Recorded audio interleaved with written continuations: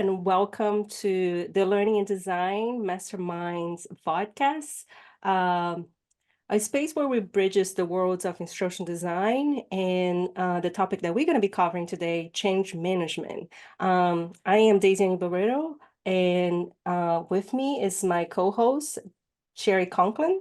And we are very excited to be your guide as we explore the exciting intersections of dynamic fields in instructional design. And in each episode, we explore the latest trends, case studies, and practical tips from professionals in the field that can help you deliver exceptional learning experience in your area. And here with us today is Jean Snider, an MIT alumnus. And Jean, could you please tell us more about your position and what do you do on a daily basis? Great. Oh, thanks for having me. Um, my name is Jean Snider. I am a learning strategist with Booz Allen Hamilton, and I lead a team of instructional designers. I also have some immersive developers that have just joined my team, and we focus on creating training or learning experiences. We do a lot of instructor-led training. We do a lot of e-learning. We've done some immersive projects with 360 video. We've also worked on some AR and VR projects as well. Pretty much whatever our client has in mind, we take a look at that, see what kind of goals and objectives they want to accomplish. And we just reach out to our firm and to our team and see where that capability and expertise is. And then we put it together and we just execute a great learning experience. Thank you, Jean. One of the things, like, and especially since the topic of today is on change management, can you share a little bit about any experience that you've had, encounter as either in your current work, previous work, or even like, previous classes, that you have taken on that topic? What does that look like, that change management? So I think for instructional designers and learning specialists, I think the change can fall into two camps. You can be a part of the change and developing training around um, maybe institutionalizing change, or you can have change as part of your job as an instructional designer. So maybe you want to bring in some new technology, you have a new way of facilitating a learning experience. And I think in both areas, you're still dealing with change. And in the first one, you just might be part of the change. And in the second one, you might be driving the change. So a lot of what my team does on a day-to-day basis is we like to drive the change as far as introducing new learning strategies, new ways of facilitating learning. Maybe we have some new technology that we want to introduce. And so that's what our team does a lot. And I think one of the things that makes us successful is we are very passionate about the learner. And I think all instructional designers have to be very passionate about the learning experience and be very passionate about whatever change that they want to bring forward.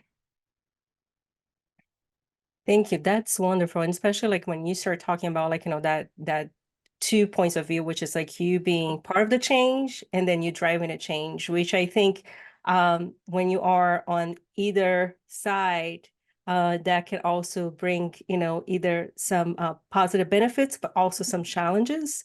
And that's my next question for you. What are maybe some common challenges that you have seen or that you have faced, especially in that when that managing that change, within, any context? Mhm. I think one of the most important things, whether you're part of the change, whether you're driving the change, is to make sure that you are forging those relationships within your organization or within your team. I think when I started early in my career, I was put with some teams and they said, "Oh, here's your new instructional designer." And a lot of times the teams didn't even know what I did. So I think a lot of it is forging those relationships, showing what value you bring to the project, showing what your capability is, and having a lot of empathy and grace as you forge those relationships. So I would say just that is the relationship is the most important part of change management that I've found, because you're going to ask people to do things that maybe they don't want to do or they don't feel comfortable doing.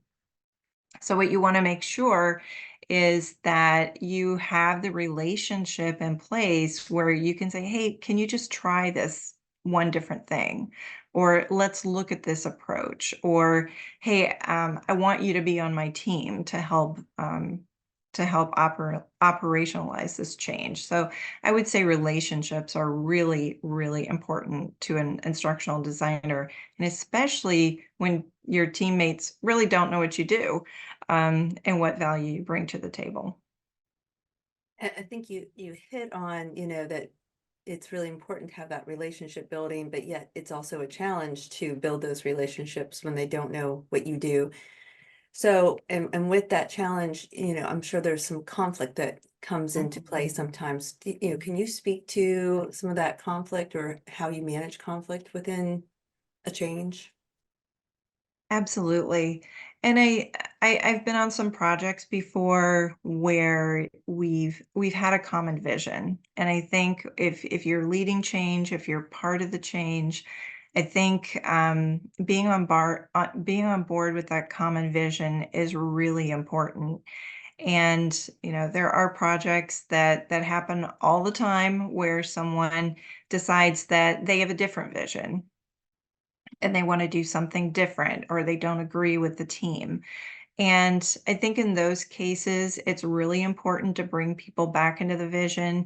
Maybe you have a conversation on the side, kind of understand maybe what some of their challenges are, maybe what some of their needs are. And I think approaching it with a lot of empathy and listening and understanding, because if you cannot bring um, someone back into the vision, back into the team consensus, it's going to be a very rocky road for the project.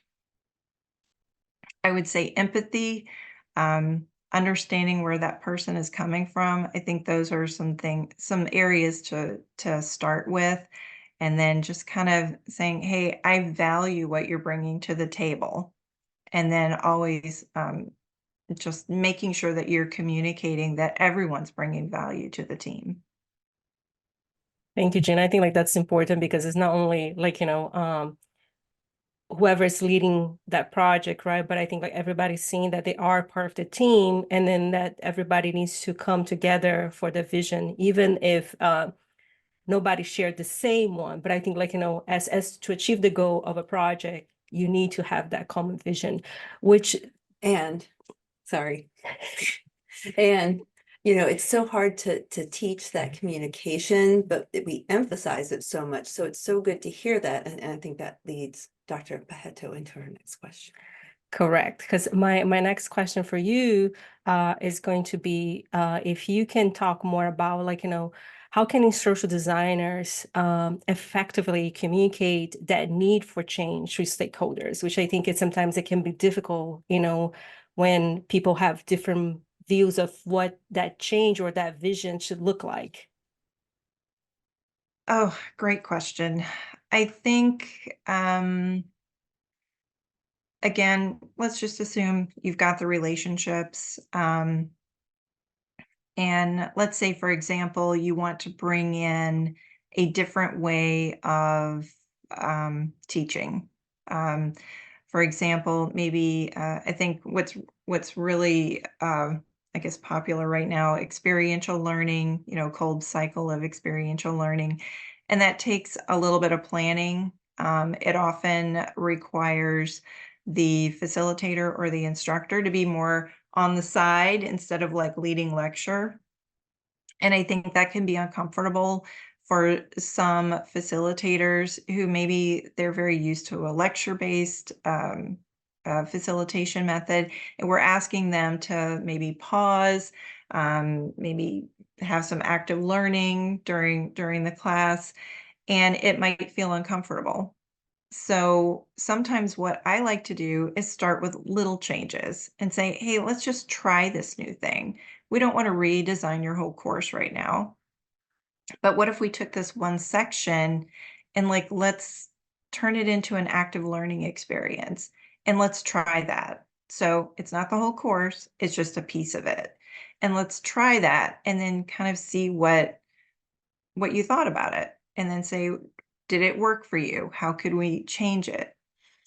What I do find is that when we are often changing from a lecture-based strategy into more active learning where there's a lot more discussion, when our facilitators can see the engagement, that is really exciting for them.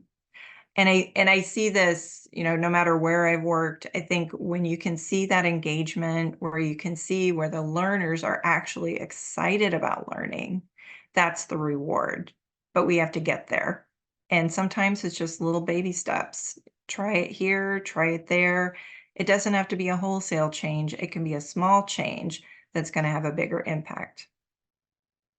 Thank you, Jean. And I think like the other thing, especially like as you're mentioning about that, right? Like, that change. Mhm. Have you experienced resistance, from, stakeholders, or even learners on that? And how have you approached that? How you overcome, and then this doesn't need to have like, perfect answer, because I do think it's a context based, right? Like depending on the project, depending on the situation. But if you have like maybe general tips, especially for Mhm. someone this is my first project that I'm dealing with, Mhm. what should I, what should I do? Um, I'll start with learners, and I think learners are pretty flexible. Of course, as an instructional designer, you should know your audience and know what it's going to take to implement a change for them. And so I think for learners, we did a project where we went from straight lecture-based training, and we started integrating some mobile learning. And we just needed to kind of lay out the plan for the learner and put prompts into the classroom instruction. We often had to give them job aids on, how to use the applications or how to use the associated equipment. So I think thinking about that implementation phase is critical, because you want to make sure that you get all your equipment together. You want to anticipate when your equipment fails.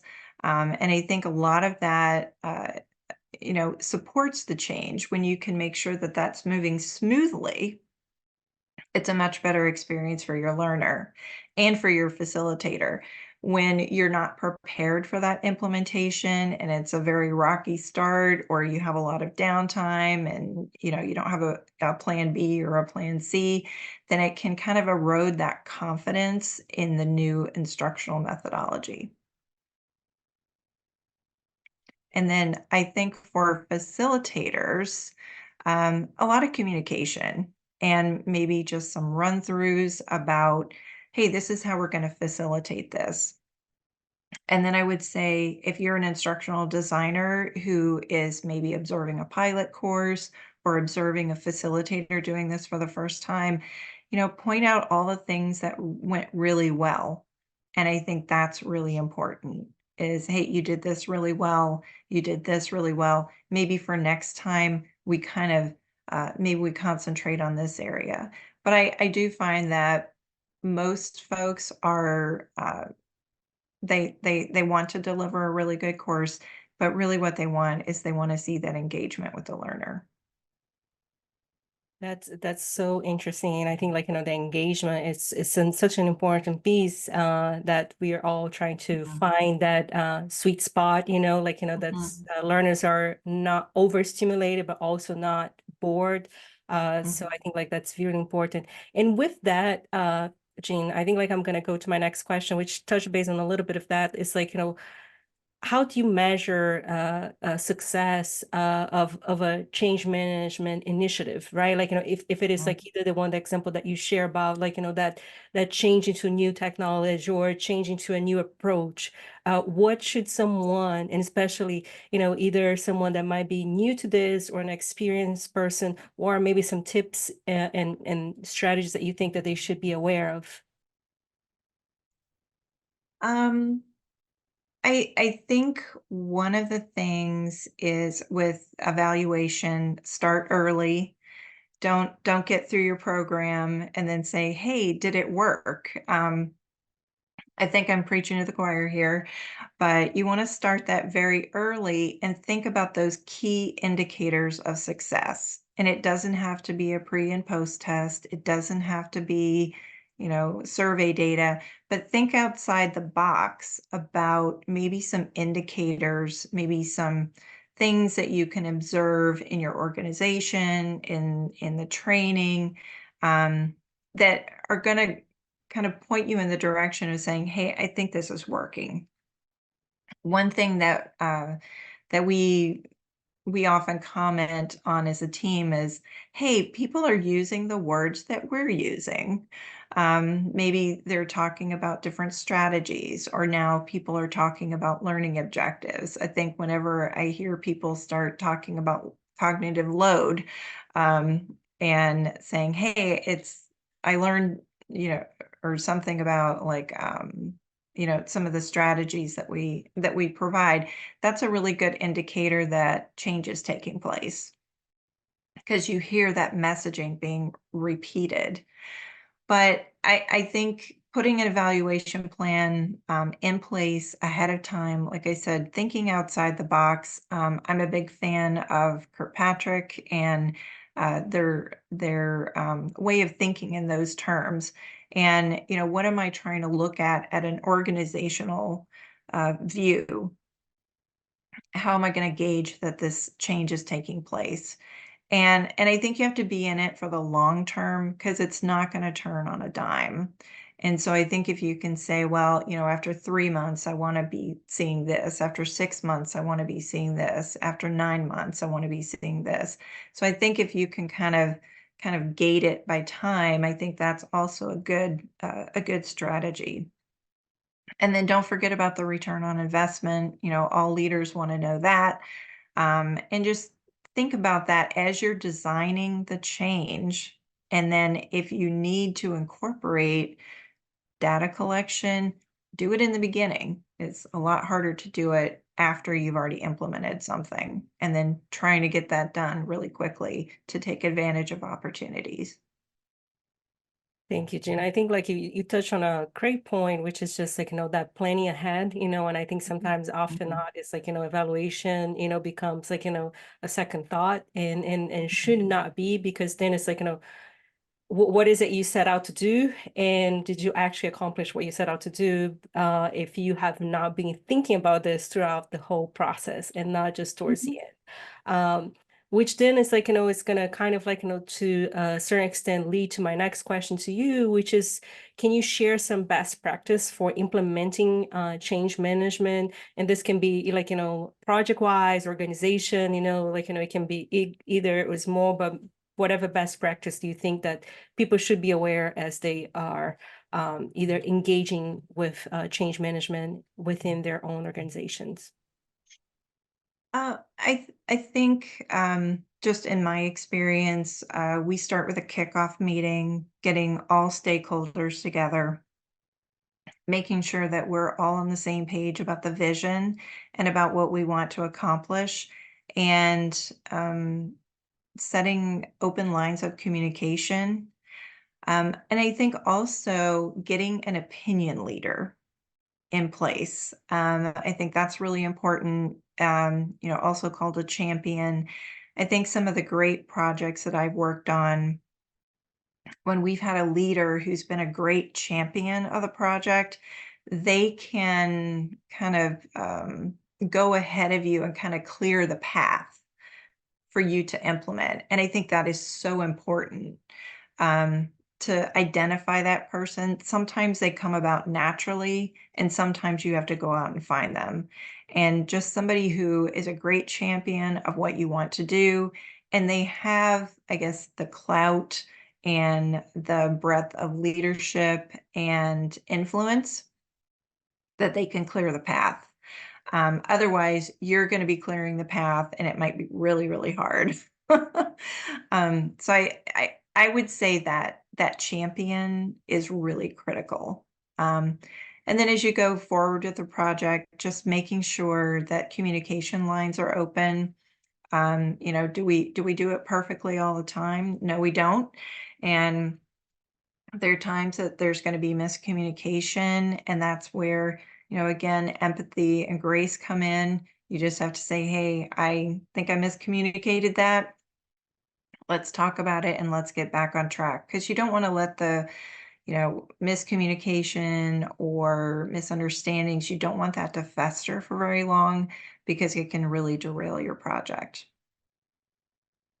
Those are great tips, and I really appreciate you mentioning not only the champions, because I do think it is important, and then they do help clearing that path when you are trying to implement that change, but also that open communication, because I do think that sometimes and especially new instructional designers, they may think that everything should occur just like a book, or just like, a class. And sometimes it is not that, the conversations, and then some of these conversations that are happening may derail a project, because people are not clear on what should be done for project X, Y, Z, depending on as the conversations are happening. So I appreciate you really touch basing on that open communication, and then being clear of what change will be made as those conversations are evolving. And I have my last, go ahead. And I just want to add to this too, is I think if you're leading change, you really need to be excited about it yourself, and you need to wholeheartedly believe in it. Because I believe a lot in this law of attraction, that when you're excited about it, when you think everything is going to go right, even though it's not, when you project that, you attract other people that want to be part of your vision. And I think that is so critical for a leader of a project. You have to really project how much you like being on the project and how much you think it's going to be a success. Thank you. So you mentioned opinion leaders, and I thought that was a really good point. What role does the diffusion of innovation play in change management? I would say that opinion leaders are very important. They can help get through a lot of things that maybe you can't. And I think that's part of being on a team, is everybody needs to kind of understand, what their strengths are, what their weaknesses are. And if you do not have a strength of being an opinion leader, find one and get an opinion leader on your team, or get a leader that can act in that way. And I think when you look at the diffusion of innovation, you are going to have early adopters. I've had folks like that they're like, oh, I love what you're doing, and I want to be a part of that, or I want you to come in and transform one of my projects.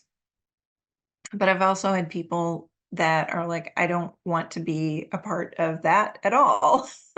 And that's okay. That's okay, and you can work on them and more slowly. I don't think I would force anything, because a lot of times the project is going to go forward anyway. You're always going to have laggards. They are always going to be last. And I would say just let them be in that area of the diffusion of innovation, and just know that they're going to come later, and you'll just have to figure out a way to provide for them when they're ready to come along. That's great. And so, Jen, our last question for you is what kind of advice do you have for instructional designers who are new to change management? Or new to the field? I would say for instructional designers, I think what's really important is a love of the process of designing learning.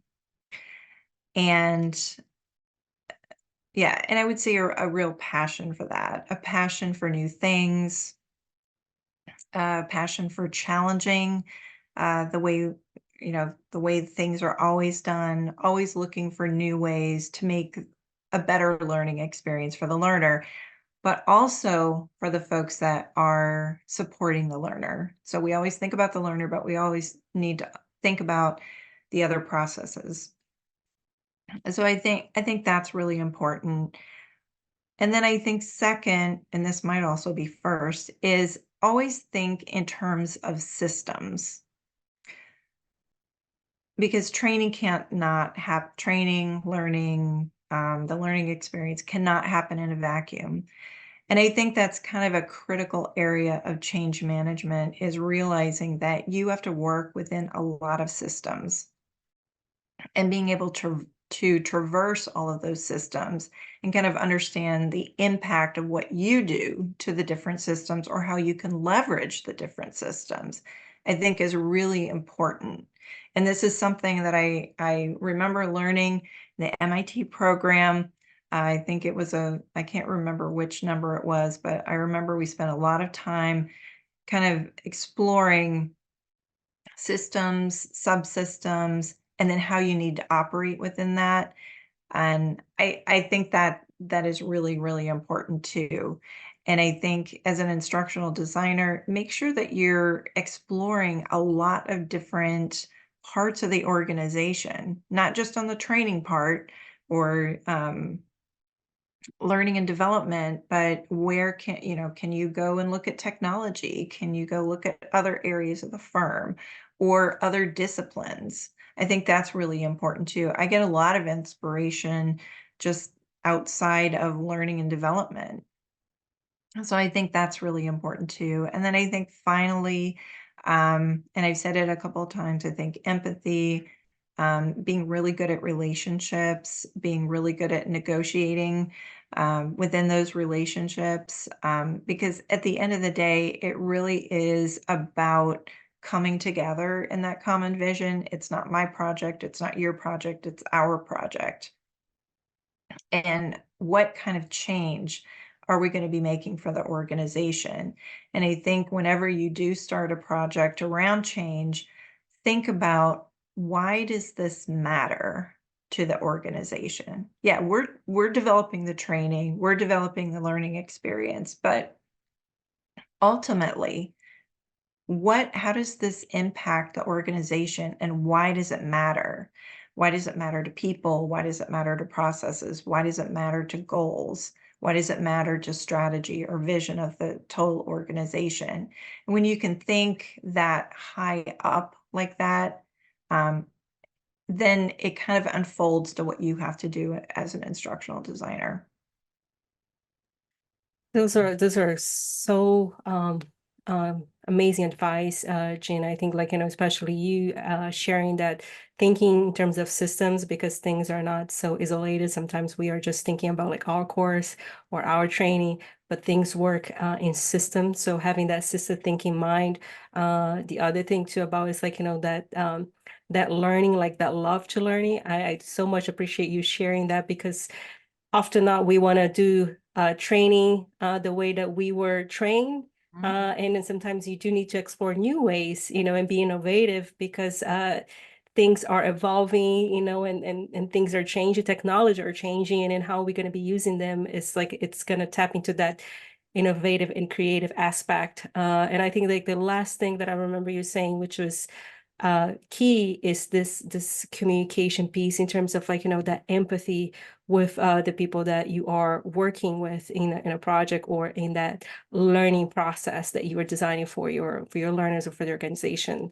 So I just want to say thank you so much for being here and for sharing this information with all of us, and for everybody that is watching this podcast. I think like, those are very great tips and insights and advice that people can take and apply within, maybe their courses that they're working with, or even their future careers or their current careers. Whoever's watching, they may be taking that into consideration. So we so appreciate you, Jen. Thank you. Oh, thank you. And I'll say too, it's okay to fail. Some things don't work the way that you think it's going to, and that's okay too, as long as you're learning something and you can carry it forward to the next project. That's what we say. Failure is learning. Yes. And that's It really is. And yeah. I love it. I love it. That's great. So thank you, Jen. I appreciate you. And then thanks everybody that is watching this podcast or listening to this podcast. We appreciate you and hope that you can continue to following up with the new episodes that we're going to be posting in the future. So thank you and have a good rest of your day. Oh, thank you so much. I really enjoyed it.